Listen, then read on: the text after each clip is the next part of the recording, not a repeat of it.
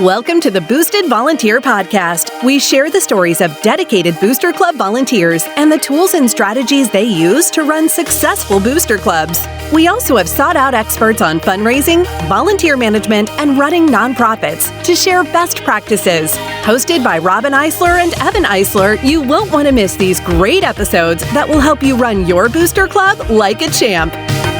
Hi, and welcome to the Boosted Volunteer. Today, we're talking with Justin McKenzie. He's the COO of Charity Ace, a company that specializes in charity auction consignment. He's also a board member of the Comfort Area Foundation and host of the Building Texas Show podcast. Whether it's growing a business or a nonprofit, Justin's expertise makes a powerful impact. Justin, welcome to the Boosted Volunteer. Well, thank you for having me, and I'm so excited to be on the show and to celebrate Booster Hub and everything you've helped us make possible in Comfort and in response to the terrible Texas flooding on the 4th of July this year. But it's a privilege to serve that community. And then in my day job at Charity Ace, it's wonderful to see so much positive, so many impactful people, the volunteers that are really making these events happen and moving their missions forward. And when we can bring technology that helps them, I'm here for that. Well, tell us a little bit about your background. So your day job, if you will, is you're running Charity Ace, and tell us a little bit about that and what it does. So Charity Ace is a really exciting company that is in the auction consignment space. So we help charities and nonprofits that are looking to raise money. We have that trip to Tuscany. We have a private island in Fiji. We have the items that if you can't get them donated for your live auction, they can be great inserts in to help you get to your goal. And I'm really helping us see that the trips, the packages, those are really our core product and component of what we do for the business. But there's a real opportunity for us to work and partner with our charities around their storytelling and putting out the news of their charity. So I have a background in building software and building communities, and in every one of them, whether it's a startup community or a startup founder that's going to change the world or a nonprofit leader that's forming their first nonprofit, I think we all fall short of being able to tell our own stories well that are really going to attract the volunteers, the board members, the stakeholders that you need to get into that from 0 to 1 phase, and then from 1 to 2 and beyond. Those are all different story components. And if we can tell them right, and if we can start using the power of the internet and in today's world, AI and all of those very intimidating systems, but if we can figure out how to use them just a little bit and put our foot in, it's going to set us apart. And that's what we want to do with our nonprofits, is set them apart in how they're fundraising and how they're attracting talent. It's interesting because I always talk to our volunteers about communication, and 90% of the job, particularly in a high school booster club, is to tell the story. What do the students need? Why are they doing it? What are they getting out of it? And so you're absolutely right. The storytelling is just a huge component of what we do in the nonprofit space. We know from history that it's a 28-day news cycle. And I know your boosters, your clubs, your sports clubs, especially this time of the year, they have something newsworthy happening every 28 days or more that they can put out there, and then Google search or ChatGPT or your AI of choice will start to see it. And it's different than social media. It is, oh, they're newsworthy. They're making the news. I need to pay attention, or I need to give. And we did that when you supported us in Comfort with the Comfort Area Foundation, putting out our links and helping us start to fundraise July 5th. We were getting it done. And with the press release, we were able to immediately within the hour of the press release start ranking at Google on top page. And we were able to really see the benefit of getting our message out and our need out. So you're involved in a lot of nonprofit initiatives, especially in the Texas Hill Country. So recently you were just thrown smack dab at the epicenter of this horrible flooding emergency that killed a lot of people, and Comfort is right next to Kerrville, what most people have seen. Right downriver, yeah. How did your involvement in all of that prepare you, and what did y'all do? Tell us a story about Comfort Area Foundation and how you activated and what you did in the community. So thank you for the opportunity to share it, because I think it's a story that happens more often than we know. We're a 25-year-old area foundation, And we really are self-supporting. We don't have to fundraise a lot. We have individual donors that get us by. And in the best effort, we are leaders in the organization that are looking and saying, hey, how do we draw more community-minded people together for the betterment of the comfort area? And so our big initiative back in 2017, 2018 was to put together what we call Comfort Vision 2050. And for everybody to know, Comfort is a census designated area. It's an unincorporated city. It does not have a mayor or a government or anything like that. It's just people living in the hill country wanting to do good as a community. So when tragedy hits, there's a lot of things that we know how to do. And the volunteer fire department in Texas know how to do plate sales really well. They can do that. In our 25-year history, we had just not built a website. We didn't need one. It wasn't in our design of what we thought would happen. But when crisis hit, there was a need to share the story and the relevancy of our community because it could quickly be forgotten in the media. And rightfully, Kerrville and Kerr County got all of this press and support, and we're very grateful for all of it. But the communities downriver, Centerpoint, Comfort, Sisterdale, Candelia, they just weren't equipped. And we saw that risk and we wanted to fix it. There was just never really a driver until it hit you. And then it became the organizational hustle of, oh, how do we do this? How are we going to raise money on? How do we collect money online? What are we going to do with money that we collect online? And fortunately, we had a lot of guidance with wonderful leaders like Austin Dixon at the community fund that you saw throughout the entire event. They're really spearheading how to organize the Hill Country in this relief effort. And Austin's done a wonderful job of building that community for a long time.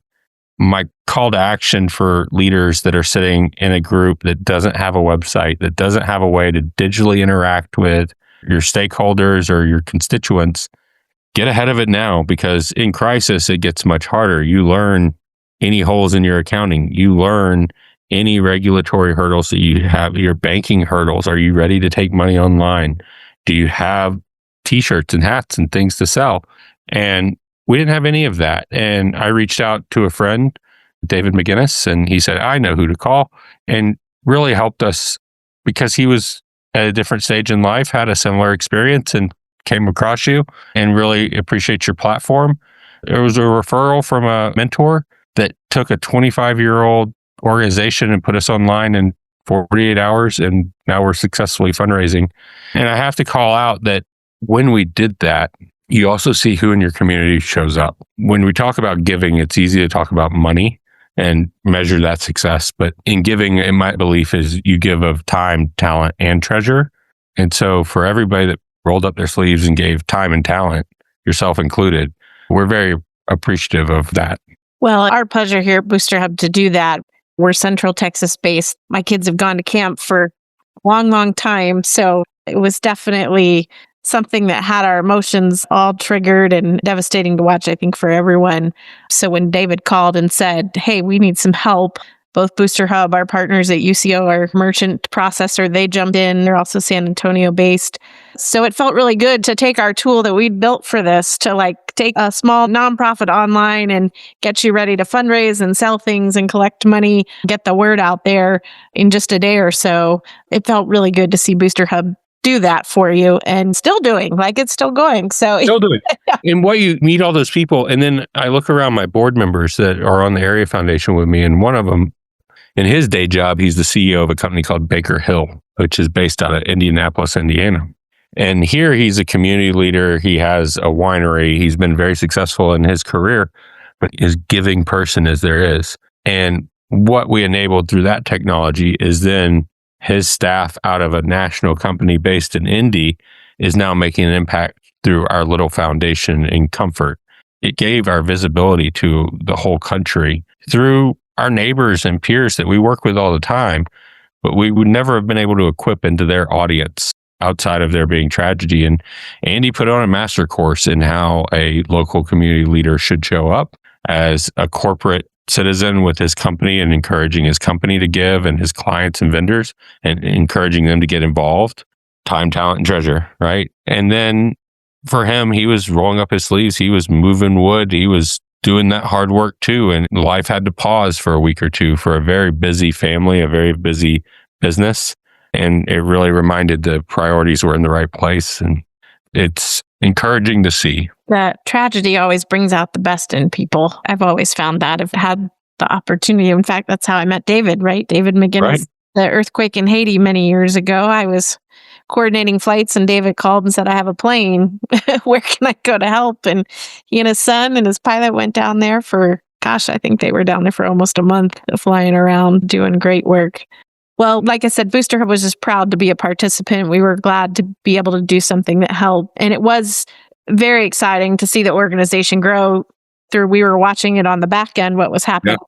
But it's interesting that you mentioned that it was able to expand the reach. One of the things I talk to our boosters about is when they're doing their fundraising, like, put it out there, share it. I remember when my daughter was playing volleyball, I would post it on social media, and a couple of my business contacts would give $50 or $100, and they were happy to do so. I never would have asked them, but by putting it out there, it gave them the opportunity to support my family. And it had always meant a lot to me when I would see those names come in and go, oh my gosh, this guy that I sold an airplane to just donated $100 to my daughter's volleyball campaign. That's kind of cool. But I think telling the story and sharing an easy way for people to participate, right? Like they can click a link and they're in and they're participating. But I cut my teeth early on with peer-to-peer fundraising as a team and training athlete. And if you've seen people riding their bicycle in purple and yelling "Go Team" at each other, it's a community of peer-to-peer fundraisers. And the ones that did it really well were the bold ones put it out there. I was still very passive in my fundraising. I thought I had to go get it right, get exactly what they were going to get out of it and give them a reason to give. And I'm going to go run this race on your behalf. And I've learned that's really not the spirit of giving. People aren't looking for anything in return. They really aren't. And that's the development of donors too. If you're a quid pro quo donor, as I would say, you're looking for something in return. And I hope that we develop those quid pro quo donors to become the radical giving philanthropists that we can all aspire to be, and find the missions that you want to invest in. And it might be the person that's going to go run that marathon for Leukemia Lymphoma Society, or it might be the local band that's trying to sell the Thanksgiving plates. And those are both great missions, and the $10 donation goes a long way, and 1,000 people give a $10 donation, it adds up quick. And so it's scale and reach and not being afraid to put yourself out there and recognizing that your sphere of audience is very large, especially in the booster world. I would imagine you make that ask and it's aunts and uncles and grandparents and second, third, fourth cousins, whatever it might be, but they're interested, they're following you, they're engaged for something. Give them something to talk about. Give them a reason to get involved. In our peer-to-peer fundraisers, it's typically that extended family, grandma and aunts and uncles, and then neighbors or employers or people the students work for. They're all happy to support. And you don't generally want to go next door to the neighbor. I guess we used to, right? When we used to sell the chocolates and the cookies. And now they're just happy to donate. They don't necessarily need to sell anything. Well, I tell you, my kids and I, we enjoy lemonade stands. And so post-flood, we were in Florida for a vacation that was already scheduled. And so we set up on the beach a lemonade stand, and they wanted to sit there and wait for people to come to them. And my boys are 6 and 10, so they're right on the beach having a good time. And I said, the people aren't going to come to you. You have to go to them and ask. You have to go. So they'd take their sign and they'd do a walk, and then they'd come back from their walk and say, hey, I sold one. But then they turn around and they see there's 5 people walking up to them because they've gone out and made the pursuit of fundraising. I encourage them, and I would encourage anyone that's young in that fundraising, be bold, put yourself out there, and recognize it's never going to come to you on its own. You do have to go compel giving and educate and entertain, educate and influence. Yep, as long as you're educating, you're going to make an impact.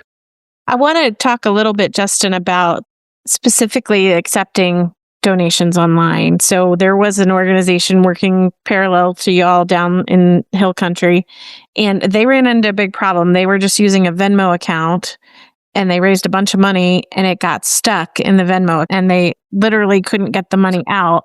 I think eventually an executive at Venmo got involved, and they did get the money.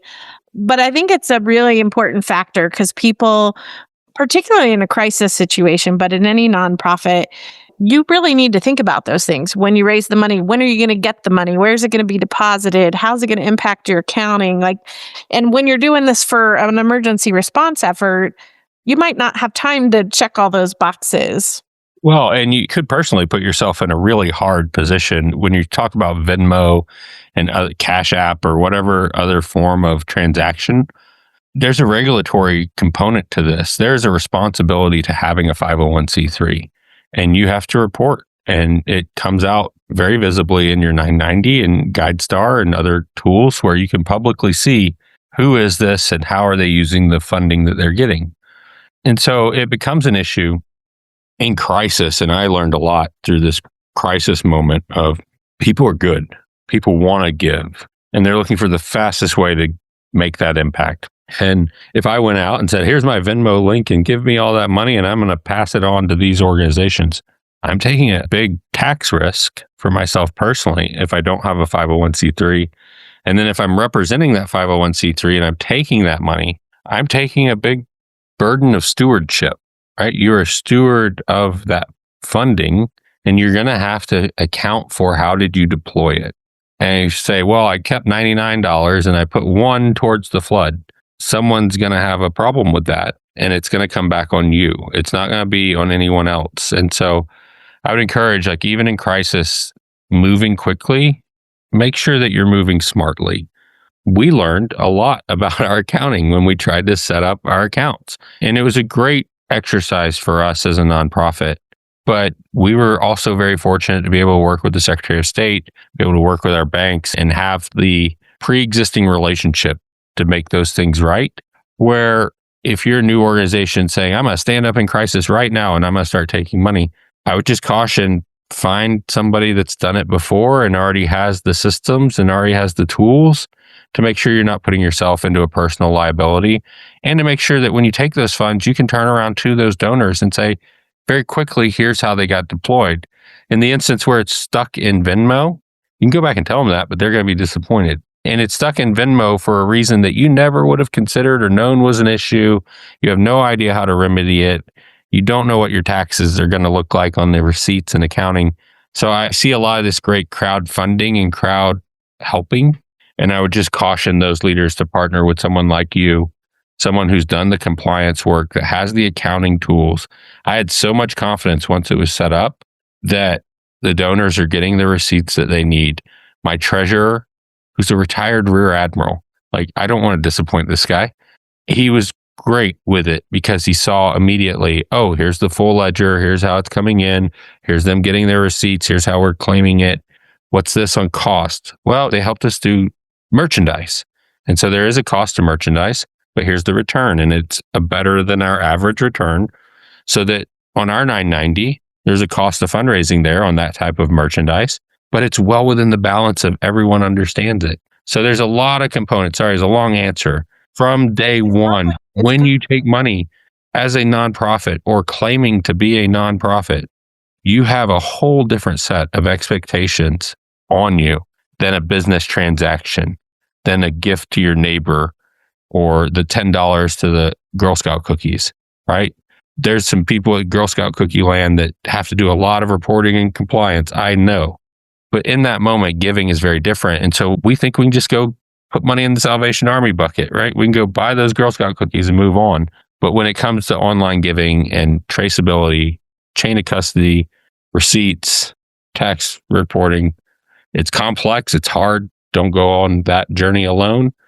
Find the right partner for you. In our instance, for the Area Foundation, we're very grateful that Booster Hub was able to come in and give us that confidence to go put it out online. I run into it often where people say, let's run a raffle. Raffles are regulated by the Gaming Commission, and it can be very difficult and wrought with criminality if you're doing it wrong.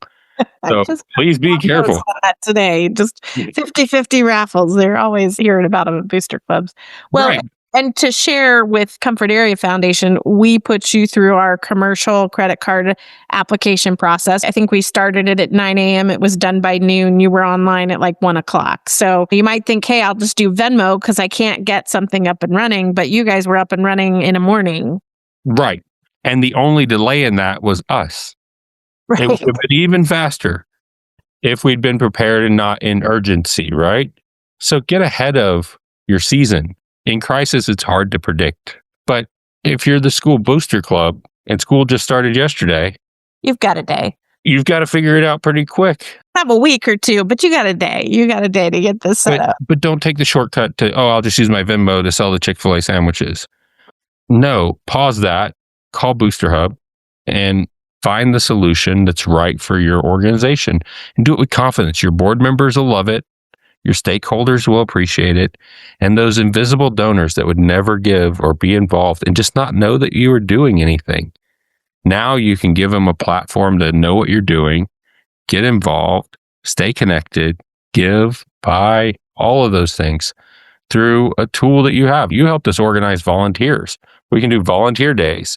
And we were amazed that lots of people signed up for volunteer day, and then they showed up for volunteer day.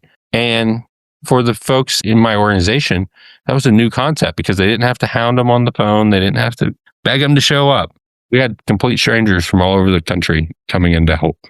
That's awesome. Well, I know that your entire world, Justin, in the month of July for several weeks was focused on this relief effort exclusively. So kudos to you for the time and effort that you put in. I know you saw a lot of tragedy out there too. So I know it wasn't easy. I love to wrap up our podcast with talking about your experience in high school sports and fine arts, and if it's something you participated in, and if so, how did that impact your life? That's a great question. Lots of ways. I had a non-traditional high school experience. I went to an international school in Germany as a middle school student. And then to keep credit hours, I went into a Department of Defense school on base in Germany. So my freshman and sophomore year, I got to do football, wrestling. I was playing football and in the band. So like marching in pads. So it's small school environment. And then I came back to Texas and I'd left this school system in second grade or fourth grade and then came back as a sophomore. And I wanted to play football and band. And in Texas, you cannot do that. So I played football and we did all of the fundraising. We did all of that experience, but I broke my leg. I broke my knee my junior year playing football. And the support that came out around that was really helpful and meaningful. It really opened my eyes to coming off of the field and then being in street clothes and crutches. You saw all the helpers. You saw the booster clubs. You start to realize as a 16-year-old, like, oh, they sell the t-shirts so that they can do this, that, and the other. They sell this so that they can do that. So for the athletes that are listening and for the boosters that are trying to get their athletes to listen, taking that pause and seeing what it takes to make any kind of event occur, whether it's Friday Night Lights or it is Thursday night soccer game or Wednesday's club group that gets together. There are people, there are doers that are making sure you have the pizzas, making sure you have all that stuff, making sure, and they're writing checks out of their own pocket to make it happen in the moment. And if they don't have systems and tools to really manage that, those are gifts that people have given for generations now to make sure kids and athletes have a great experience and that they can go to that next tournament or they can go to the big state trip.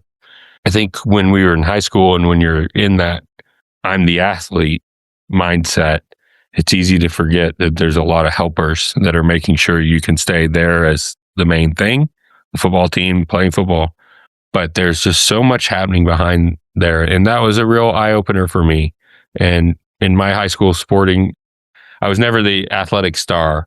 But what I regret is I didn't do the physical therapy on my knee. And so when I came back later in life and wanted to do team and training and end up doing full distance Ironman, it calls back to all those helpers. It calls back to all the people that are around you to make those things happen. But at the end of the day, it's the discipline of, did you do those things in injury, in recovery, in the moment to be prepared for 20 years later, to still be healthy, to still be active, still be engaged and involved in the community of support. So you can't lose sight of that. It is something that is much more than just the sport or the event. It's a lifetime of giving that we're hopefully instilling in these athletes or booster clubs or kids in general, that they can see that those great memories were made on the backs of people that may not even know their names, but they know that they're supporting this booster club. They know that they're making the kids in the chess team.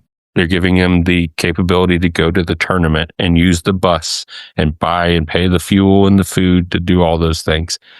So I hope that young people in particular can come off the field and take a look around at the support around them, and then in their future, pay it back, pay it forward.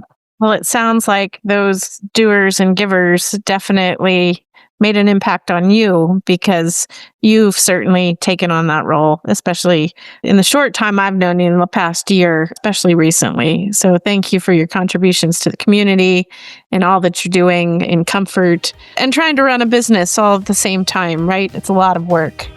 Well, thank you so much for the time and the conversation, and then all of the support, and talk about people that show up when you need them. I am forever grateful. Well, we're grateful for you, Justin. Thank you for joining us on the Boosted Volunteer. Thank you. The Boosted Volunteer is brought to you by Booster Hub.